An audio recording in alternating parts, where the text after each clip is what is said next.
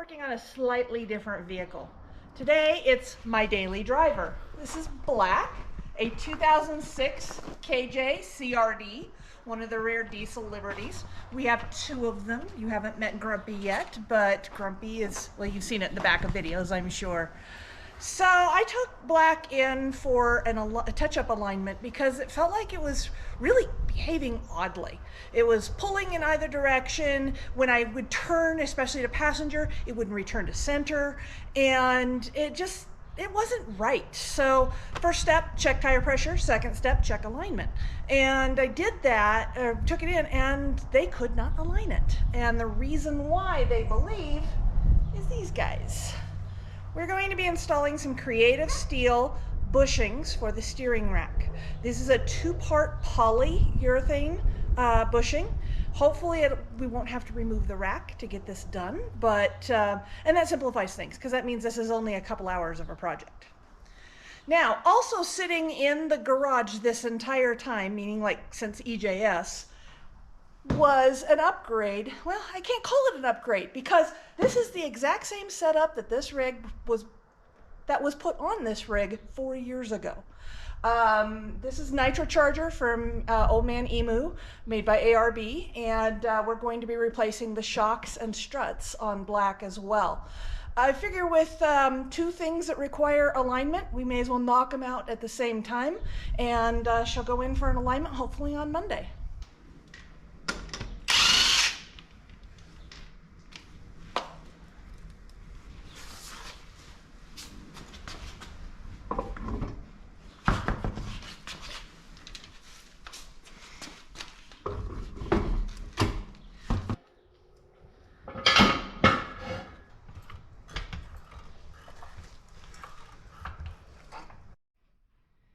Well, they don't look bad for 4-year-old shocks, but they are still 4-year-old shocks.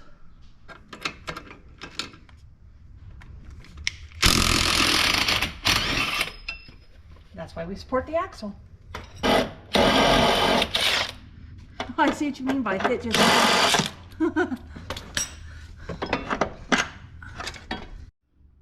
one 4-year-old shock. The shocks in this one are definitely done. Replacement shock looks like the original. Oops, did you turn off? We're using the factory hardware, yep. Now, before you put that in, yes, you might want to put some anti-seize on that. Oh, really? Makes it easier to remove next time. Okay, good idea. Since you have the gloves. See what you're doing. So just apply a little anti-seize to the body of the bolt. This keeps it from seizing up inside the shock bushing, so that in another 4 years, with lots of rust and salt and snow, we can still get this thing apart to replace the shock next time.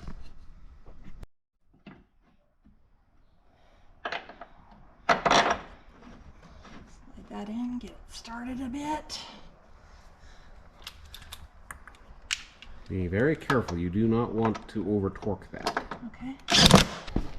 Okay, we need to bring the axle up about 1/2 inch.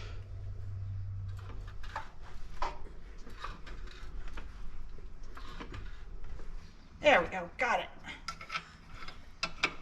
Wrench on the back side, going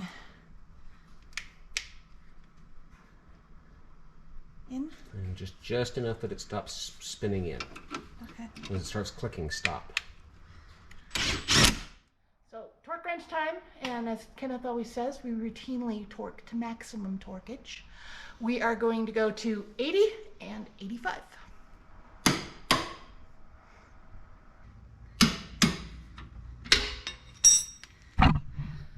Okay, girls, if I can do it, you can do it. Now moving on to the front strut replacement. Similar procedure that we start with, take the front tires off.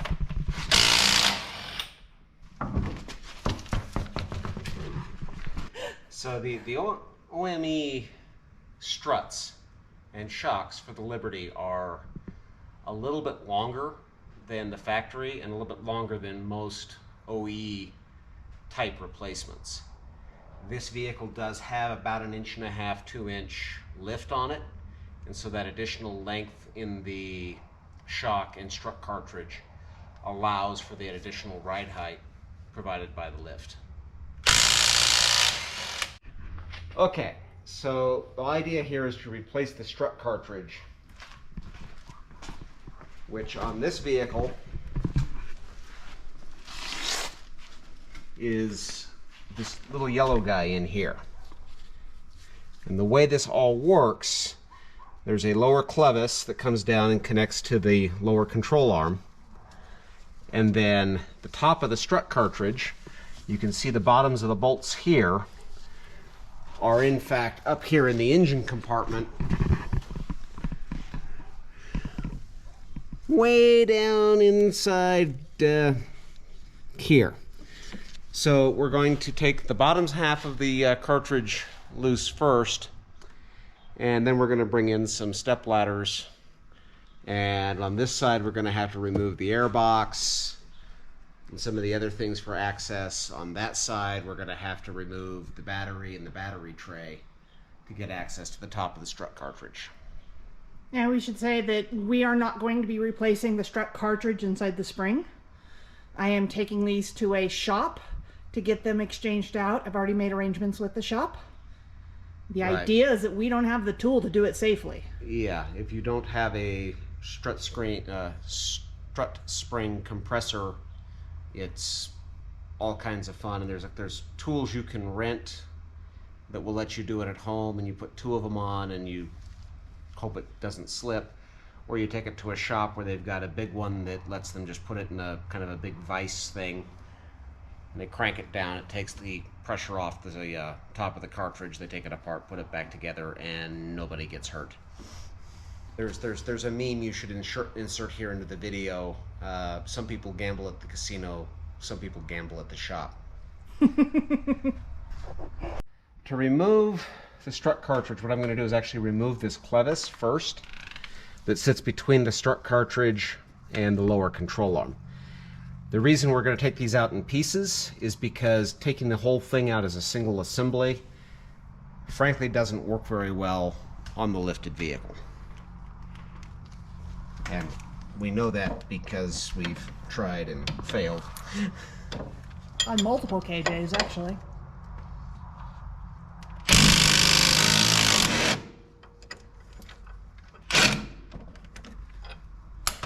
One thing Kenneth hasn't mentioned yet is that part of the lift of this vehicle is not just the shocks and struts, but the clevis that he's just taken the bolt out of is from a KK, a second generation Liberty. Which is 3/8 of an inch longer than the KJ clevis of the same design, and that's 3/4 of an inch of lift. What you looking at? So trying to figure out if we're actually bottomed out on the suspension here. You should be. Well, there's, again, on these, when you lift them, there's this box here for the upper control arm, and at full droop you can reach a point where the control arm is resting on the bottom of the box. What they do is actually open this up so that you can get a little bit more down travel. They will self-clearance over time. They make a lot of noise while they do it, but this one doesn't appear to be completely bottomed out at this point, which does kind of suggest, although the reason I was checking it was because the bolt on the clevis seems really bound up in there for being up in the air with no weight on it. That's not convenient.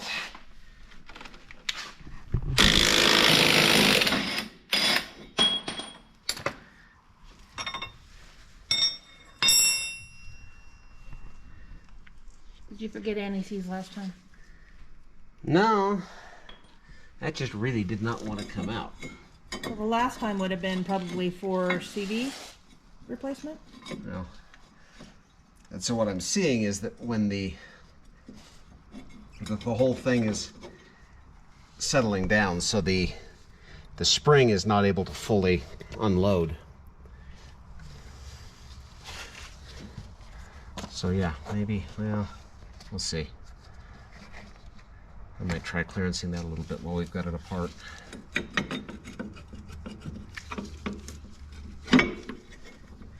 Okay. So that's that ring you were talking about to me one time. So this is another piece of the lift. It's I think a 3/8 of an inch spacer that sits in here between the bottom of the strut and the top of the clevis. Again, making this arm slightly longer to help add some more ride height to the vehicle. You have a hard enough time with local shops not knowing how to deal with this particular diesel. It's things like that that make us nervous taking it to shops because of all the little details like that. And them maybe not being as familiar with that. And actually, I think the clevis can probably just sit right there. Oh. Okay, now we go repeat the procedure on either side. Next up, the battery and battery box have to come out. Standard battery removal. Everyone should know how to do it. One less battery. So, battery is out. Still don't have access to the top of the strut mount, so battery tray has to come out now too. So on these KJs, the fuse box is actually integrated into the battery tray. So the fuse box has been just basically lifted out of the way so that he can get to the necessary bolts to remove it. So 3 bolts out. I'm just fish the battery box or battery tray out. For my CRD friends, this is the diesel specific version of the battery tray. It is possible to retrofit a V6 battery tray by using a cutting wheel and removing some extra pieces, or removing the extra pieces, if you needed to replace the one for your diesel. There it is. Unfortunately, there is wiring attached to it that has to come loose.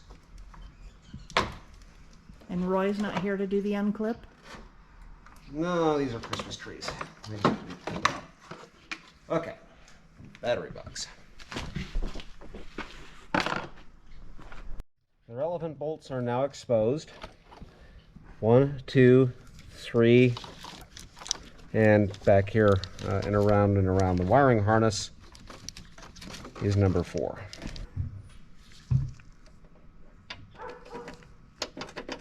Standard Chrysler 18mm.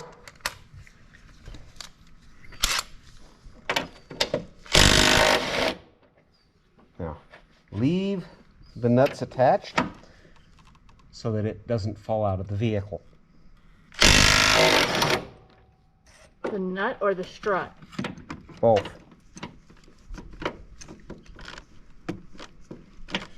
What about the loose nut behind the wheel? The groove on the tube is connected to the flange with a cam.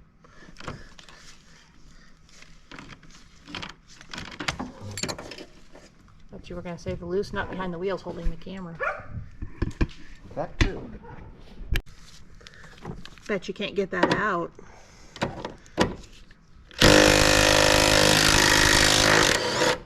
See?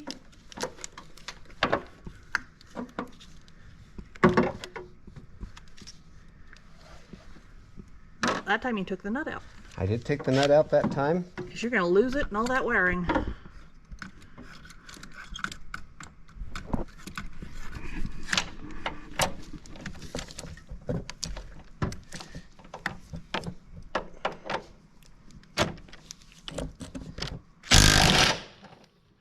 Come on.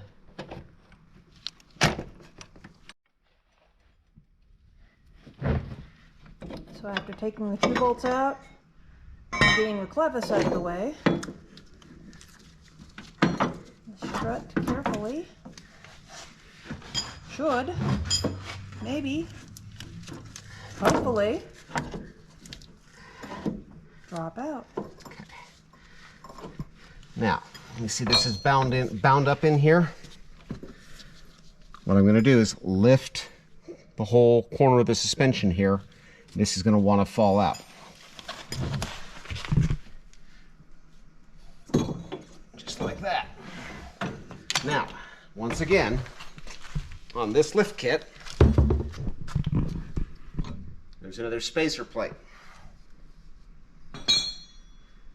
So the lift on this Jeep comes from a little bit longer spring, a little bit longer shock in this inside of this cartridge, an additional spacer on top, additional spacers on the bottom.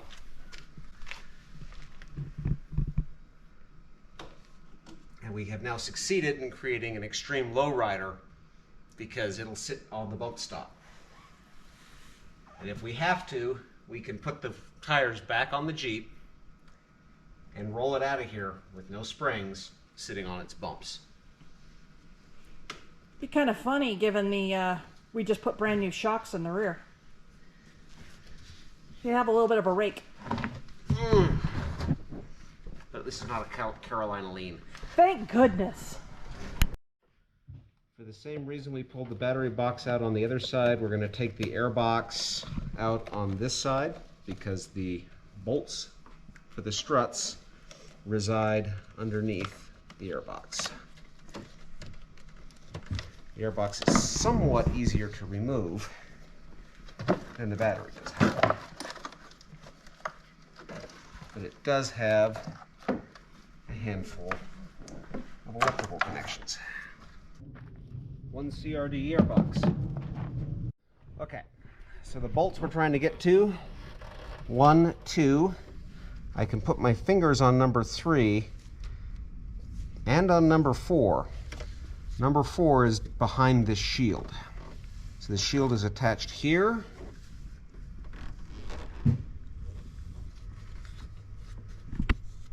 And way down over there. So turns out this is a 10mm bolt or nut. And this shield is part of the bracket that holds the power steering reservoir here. So we're just going to take a couple of bolts loose, move it out of the way.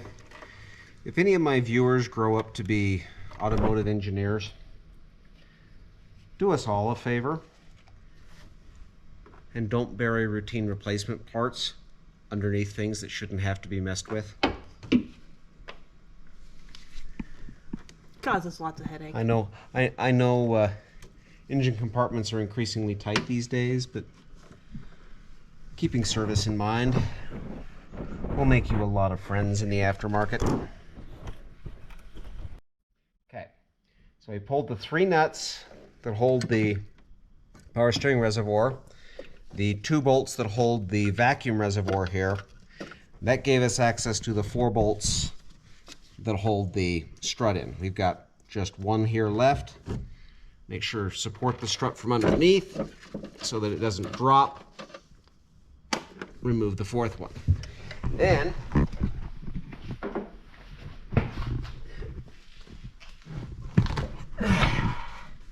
we can come down below and begin the process of fishing this out, just like we did on the other side.